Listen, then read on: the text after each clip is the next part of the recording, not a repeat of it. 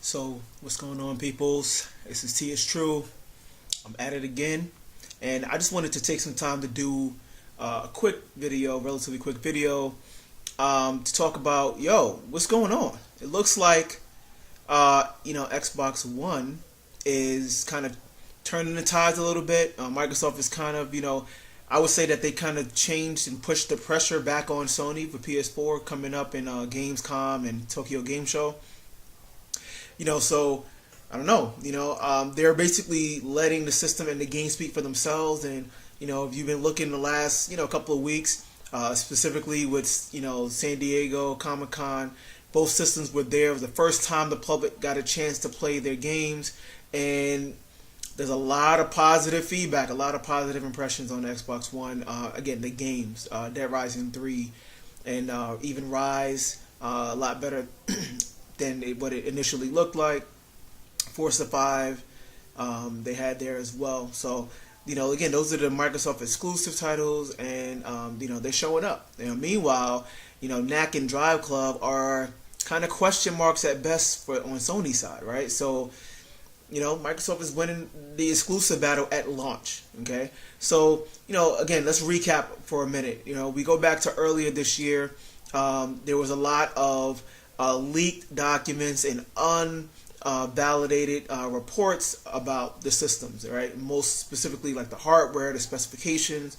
VGLinks.com, probably one of the main culprits for this, right? So basically, apparently someone hacked into both of their both companies and was able to access official development documents, right, for both systems. And these things were pretty accurate, right? Even up to this point, the information that has been confirmed is pretty much right on with that. So Microsoft has been riding this tidal wave or avalanche of bad PR pretty much the entire 2013, right?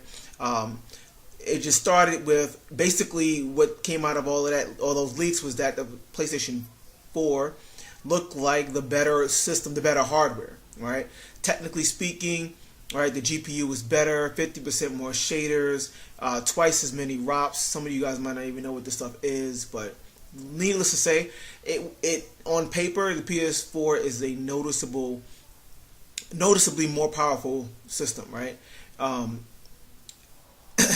Got the GDDR5 memory, which is just faster RAM, 8 gigs when it was rumored to be 4 gigs, blah, blah, blah, blah, blah. Sony has the better system on paper. Then February conference comes, and Sony kind of, comes out the gate swinging. I still stand by the fact that their February unveil event was better than their E3 press conference, right? Show, great presentations of some really cool exclusive games. Equal support for third-party, first-party, indie support was there. And then we got a general consensus of what the system design and architecture was about, which is to say, basically, we learned from our mistakes on PS3, and we're not going to repeat those mistakes, and, we're going to come out with a developer-friendly, user-friendly, system, right, that can pretty much do everything that we would want it to do, right? Great. Meanwhile, where's Microsoft, right? No one still knows about the Xbox One. They still were completely secretive, not a word, not a peep. Developers couldn't talk about it, right? Then Microsoft comes out with their Xbox One unveil in May, and it could have been better, right? I'm not going to go into that, but let's just say they didn't really talk a lot about games, focus on TV, and, said some idiotic statements about, the always online and the DRM situation, right? So then that whole DRM situation, used game, fiasco, right, was the next, month or so, building up to E3. E3 comes out, they don't address the rumors, right, and more negative press is coming out about, how basically Xbox is not the consumer-friendly platform and so forth. Nightmarish situation for Microsoft, needless to say. Meanwhile, Sony seems to be saying and doing all the right things, right, obviously accumulating with the E3 blow at the end of their press conference. Basically, we're not doing what Microsoft are doing. We're not stupid like that. We're going to do the right things for you guys, right? The gamers, the consumers. Great. It's still pretty early, and both companies still have a lot to show. But now that Microsoft has kind of reversed their DRM thing, and everything is settling down from that, all we have left are, what developers are saying, right? Some developer comments, some previews here and there, some press events, and Comic-Con again, which is really important because that's the first time just regular people have been able to play these systems. And most of the feedback is that the Xbox One games, again, the aforementioned games, Dead Rising 3, looked pretty shaky at E3. Performance looked pretty suspect. People were complaining about the color palette. It didn't seem as kind of goofy as the old one was, which was part of the appeal, I guess. I played Dead Rising 1. I didn't. 2 was horrible. I touched it. I didn't really play it, though. But Dead Rising 3 seems to be the real deal. People said that it ran like butter, at the show.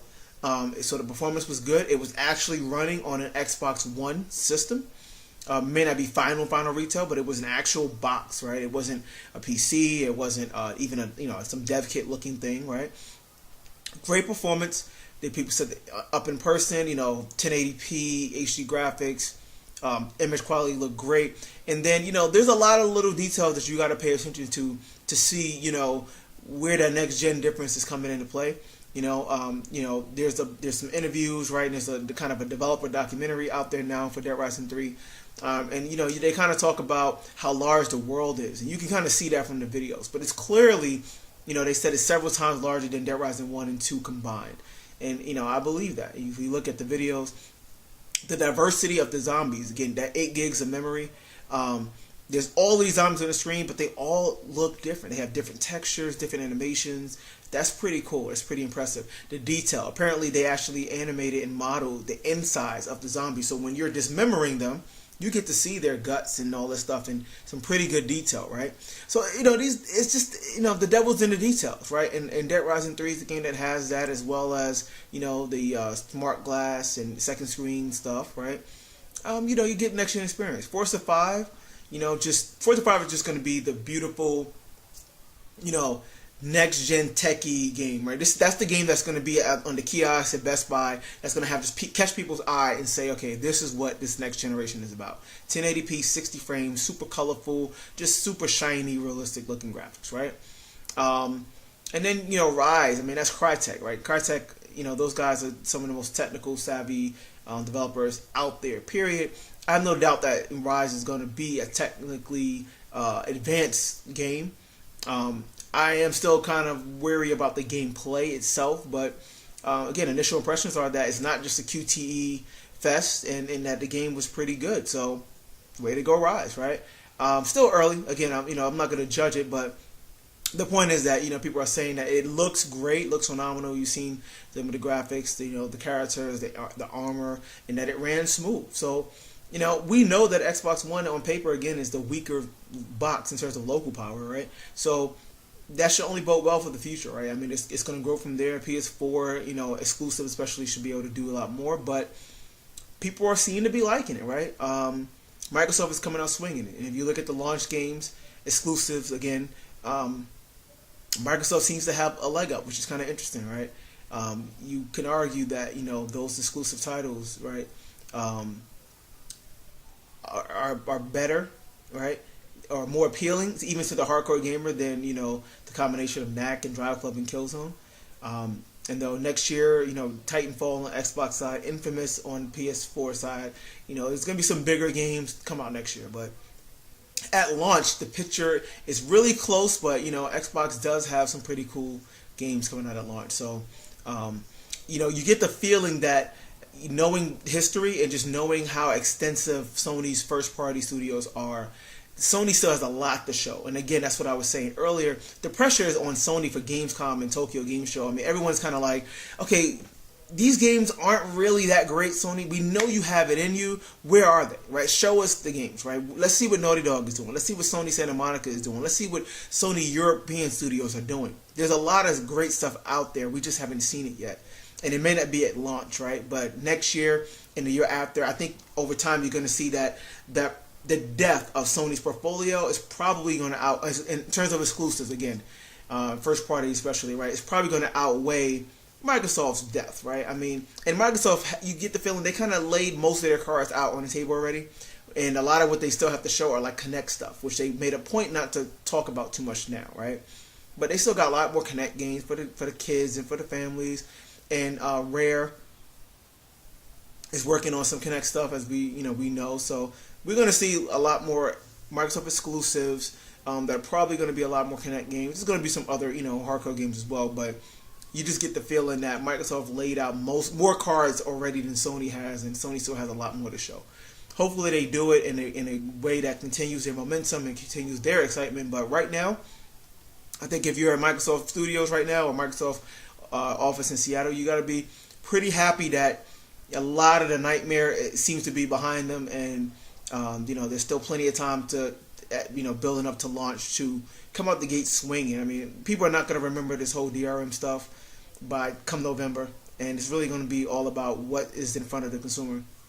And they have some pretty cool games, and people are going to pick it up. So I'll do another video talking a little bit more about like the Xbox One difference in terms of like features that are kind of coming out that people are talking about, developers are talking about. And just kind of what the advantages are going to be to developers, because that's kind of starting to show a little bit more.